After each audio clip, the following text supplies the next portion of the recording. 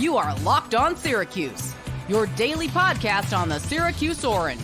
Part of the Locked On Podcast Network, your team every day. Jacari White, 6'3", 170-pound guard from North Dakota State. That's everyone's favorite basketball powerhouse, North Dakota State. Syracuse has expressed interest in him along with 19 other schools. And some of these schools are including, but are not limited to, Alabama, Oregon, Ole Miss, and Illinois. And this is per On3's Joe Tipton, who just broke the news about Kyle Cuffe entering the transfer portal. Jacari White, he averaged 17 points a game last year, 4 rebounds a game, 2 assists per game, 45% from the field, and 40% from the three-point line. He was also All-Summit League defensive team, but he did have an Evan Meyer rating of 0.2, so that's a little bit surprising. 1 year of eligibility remaining. I don't know about you, but I feel like if they get him, that would be amazing because for 2 reasons. 1, I think he would just be a great player for Syracuse. And 2, if J.J. Starling leaves, Jacari White could be the replacement. Yeah, and just looking up here as you were, spouting off some of his stats, and they're pretty solid. And North Dakota State, they play, I believe, in the Summit League. They won 21 games. Okay, fine. Hey, it's more than Syracuse. But I say that a little in jest, but so it looks like he took the most 3-point shots on their team, 221. So like 26 more than the next. So again, I always look when I see someone shooting 40+% from deep to see if it was high volume or not. And so both these guys we're talking about took a lot of them and made a good amount of them. So interestingly, Jacari didn't lead his team in scoring. They had another guy that averaged almost 21 points a game. They scored a lot of points, 81 points a game. But yeah, he looks like a fun prospect to me. Yeah, I'd be all about it. Listed, well, I'm looking on ESPN, so I don't know if hopefully they're correct, but 6'3", 180. So he seems more like a I don't know if he's a point guard, but just a guard, versus like a guard / small forward. I think MaGee, at least based on a height of 6'6", that's where he's listed on Drexel's website.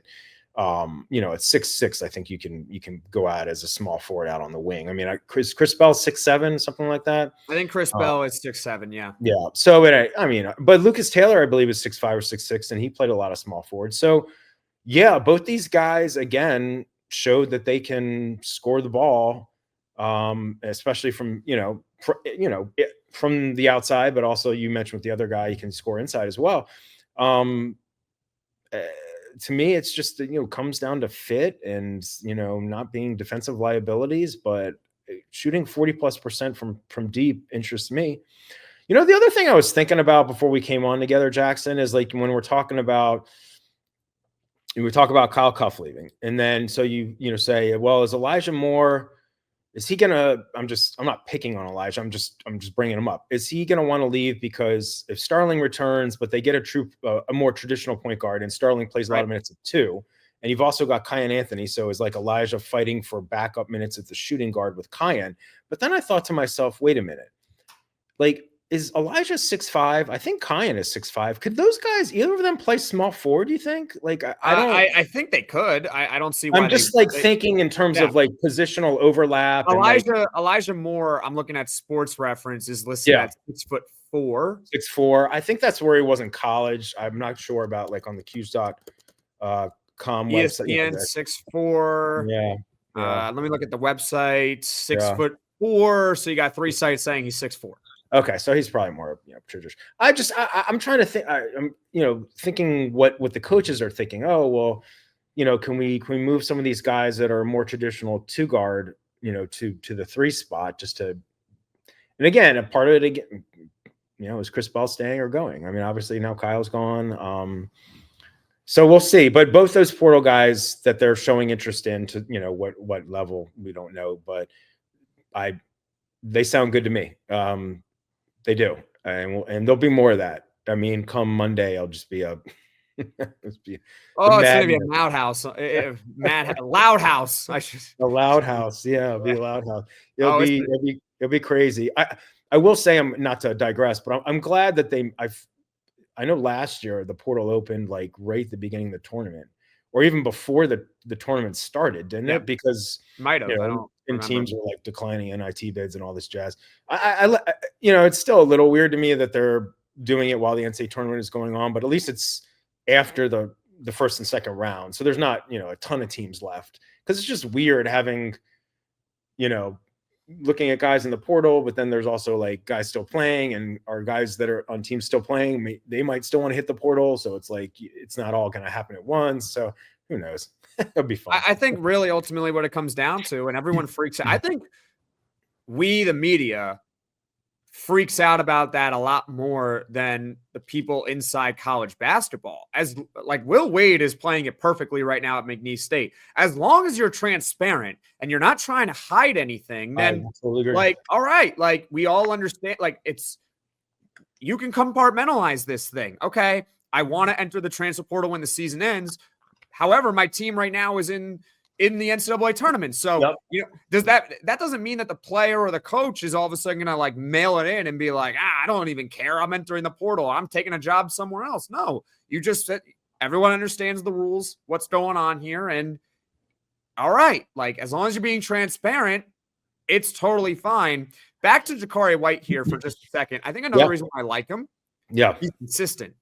So in 2023 at North Dakota State, he shoots about 4 3-pointers a game, and he made 36% of them. So pretty solid. Last year, 2024, he shot 4.5 3-pointers a game, and he made about 46% of his 3-point attempts. This season, he shot 7 3-point attempts a game, so a significant number, and he made about 40% of them. So every year, this guy has been a very, very good 3-point shooter. And I think we can kind of get a clue as to what Syracuse is going after or what they're looking for. They're looking for guys that can shoot the ball. Because Adrian Autry, at the beginning of this past season, mentioned in his like pre-press conference and everything like that, or just an interview or whatever, he said, I want this team to be a good shooting team. And I remember looking at that and being like, but you didn't really recruit any good shooters. Like, you didn't put the roster. You want it to be a good shooting team, but the guys that you got in the portal, like Carlos and Davis actually ended up being a decent shooter, but Carlos, Davis, and Lampkin and Taylor, like, you didn't exactly get elite 3-point shooters. I guess they were counting on maybe Bell a little bit more, maybe Moore a little bit more, maybe Donnie a little more, but yeah, sure. It's not like we didn't look at the roster going into the year saying this is going to be an elite 3-point shooting team. We were just hoping that it would be okay. Yeah, and I don't remember the stats, but I remember, you know, writing about these guys when they announced that they were transferring or whatever, you know, Syracuse. I mean, I feel like Carlos and Taylor were like solid from 3. I don't remember their volume in terms of, you know, like 35% though. I mean, 32 Davis did not shoot well from 3, but I had talked to some people after he committed that said he can shoot the 3 ball. It's just not his strength, but he showed that he can hit it. But yeah, I agree. That wasn't necessarily the overriding strength or at least the sense I got in terms of that 4-member transfer class. So, you know, with more just kind of, not playing and then being injured and just being kind of all over the place. And Donnie, who can shoot the 3 well, you know, only playing in 14 games, and Chris coming on stronger later in the year, it was just like they were doomed. I mean, not to be doom and gloom, but they were doomed. Like, how are they going to be a good 3-point shooting team with all that context? Like, I didn't see it. And so for me, I'm all about, and I think you probably would agree with me, I mean, I'm all about getting guys that can shoot the ball from deep, you know, at a really high level, because I think it's important in this day and age in college basketball or just basketball in general. But I'm just going to be honest with you, brother. I really hope they have a team that can like gel together and communicate better and just be better on defense, because remember a couple of years ago with the Boeheim brothers, they were fun to watch and they scored a lot. And I'm not going to crap on Buddy and Jimmy, because that one team that finished under 500, like they weren't like, there was other people on the team, like whatever, but you got to play some D and and I just think back to, and we've talked about this maybe offline in the past, Jackson, like some of those really, really good defensive teams from even not just like the 80s or 90s, like what about that defensive team in 2012, 2013 that went to the Final Four, lost to Michigan, but they gave up 39 points to Marquette in the Elite Eight, 50 points to Indiana, the top seed in the Sweet 16. They weren't a great offensive team, but they just locked in on defense. And obviously Autry is playing, he's focused more on man. He plays some zone, but I want to see a really good or a much improved defensive team and cut down on the darn turnovers. That drove me nuts, man. Because a lot of those turnovers, like, okay, maybe not a lot, but a decent amount of them were like unforced. It's like unforced errors in tennis, where it's like, it's not like the opposing player like hit some crazy shot that you just barely got your rack on. It's like you're just like mishitting the ball, like a double fault. Yeah, like just kind of just on you. Yeah.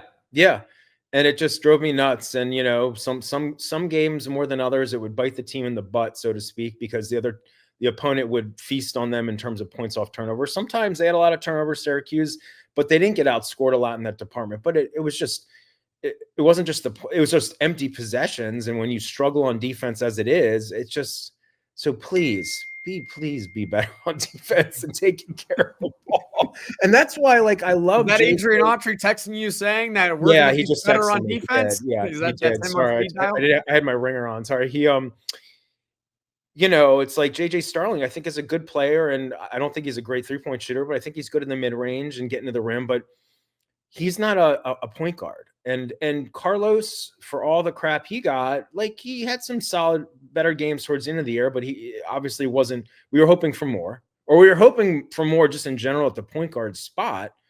And so I hope they had a home run in the portal in terms of a point guard, a center, and maybe a wing player. But it's like you said earlier, it's not everything, but it's gonna cost them money. So we'll see. Well, I watched the NCAA tournament, and I think, man, we got a long way to go to get back into the NCAA. Like, we got to drastically everything's got to be improved. That's just the bottom line. They're not changing the coach. We know that, but we have to agree that the coach has to be better than he was a year ago. And it's the same thing with the players as well. We got to hope that Alex Klein knows what he's doing as a first-time general manager of Syracuse basketball. This is going to be a fascinating offseason.